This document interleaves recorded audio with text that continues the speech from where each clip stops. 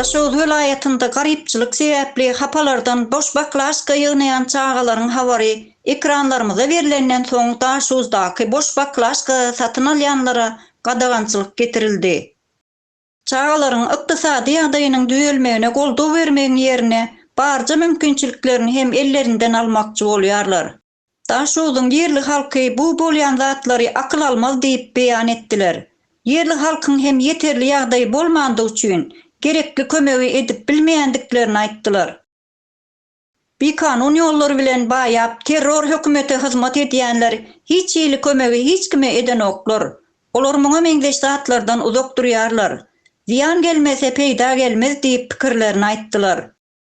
Bolýan zatlara garamazdan çağalar dilekçilik etmäge dowam edýärler. Ýagdaýlary agyr maşgalalaryň sany gaty köp we ýene-de köpelýär diýip yerli halk goşmaça belläp geçdi.